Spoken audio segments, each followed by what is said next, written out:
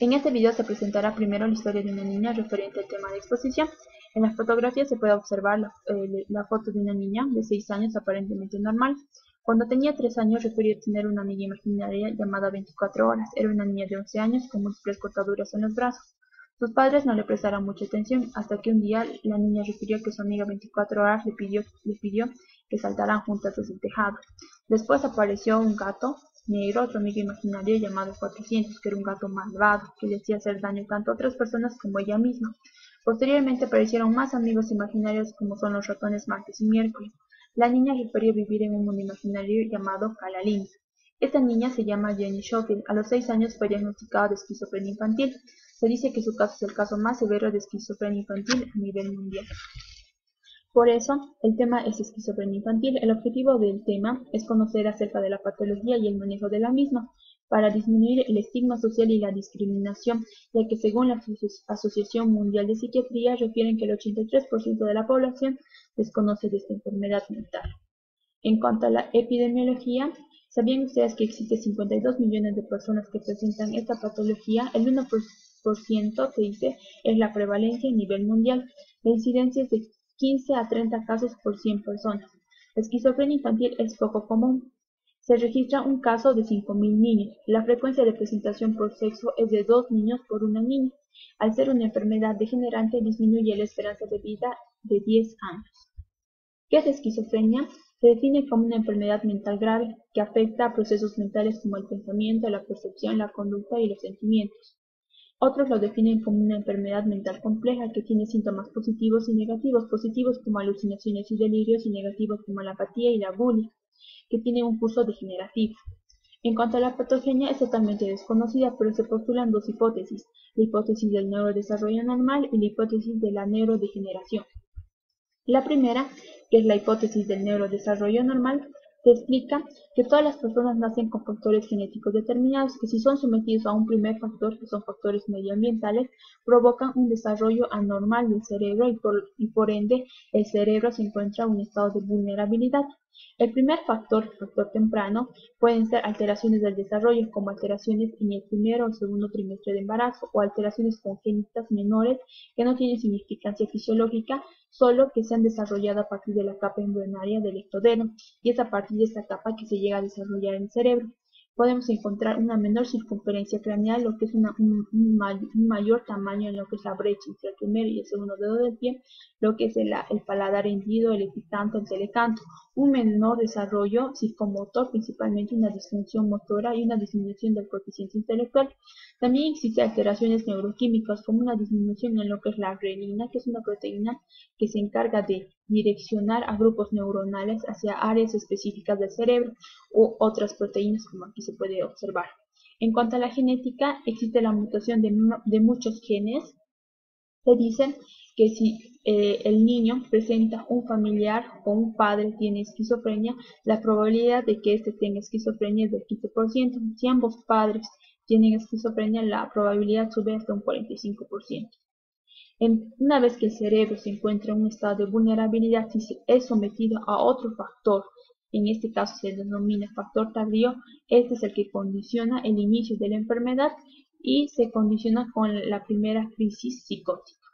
Dentro de estos factores externos o factores tardíos o internos, podemos encontrar alteraciones pre y perinatales, como enfermedades de segundo trimestre de embarazo, como son la rubiola o una gripe.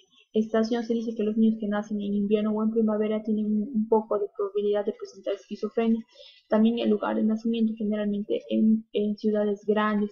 Complicaciones obstétricas como hipoxia, incompatibilidad RH o cesáreas complejas, el estrés, el abuso de sustancias y los traumas en la infancia.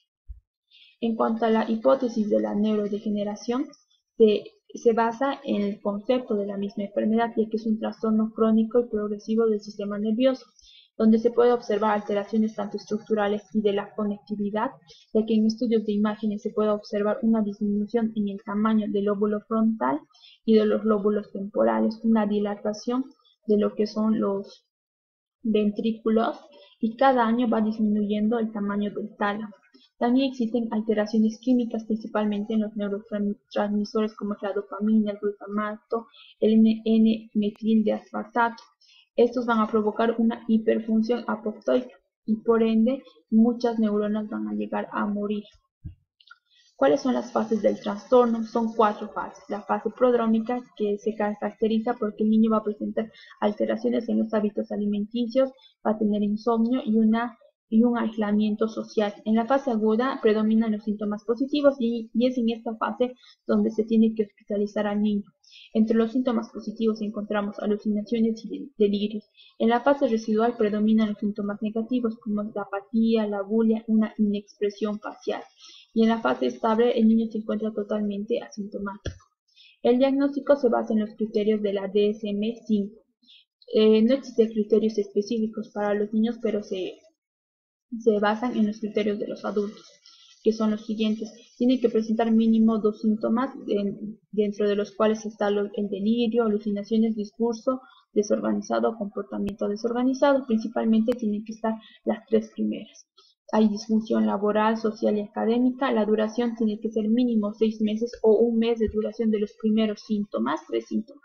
Y exclusión de otros diagnósticos como es el trastorno esquizoafectivo, el trastorno depresivo, el trastorno bipolar, y no se atribuye al consumo de sustancias o a trastornos orgánicos.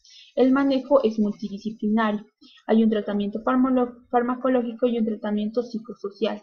El tratamiento farmacológico se basa en los fármacos antipsicóticos. Si predominan los síntomas positivos, se utilizan los antipsicóticos típicos. Si predominan los síntomas negativos, se utilizan los antipsicóticos atípicos. Se dice que se tiene que utilizar un fármaco por 2 semanas de prueba. En estas 2 semanas se evalúa si existe una disminución de los síntomas. Si existe la disminución de los síntomas, se utiliza el mismo fármaco por 2 años, a dosis mínimas efectivas. Si no existe ningún tipo de cambio en la sintomatología, se cambia por otro fármaco, y si a pesar del cambio no existe respuesta, recién se utiliza la clozapina. El tratamiento psicosocial se basa en lo que es la psicoeducación, psicoterapia y la rehabilitación, cuyo objetivo es el conocimiento del paciente acerca de su enfermedad, las causas, una mejor adherencia al tratamiento y le ayuda a manejar el estrés de algunas situaciones, y de esta manera también ayuda al desarrollo cognitivo. Como conclusiones, la esquizofrenia es una enfermedad mental grave que afecta el pensamiento, la percepción, las emociones y la conducta, y tiene un carácter degenerativo. Es importante conocer esta enfermedad para disminuir el estigma social y la discriminación.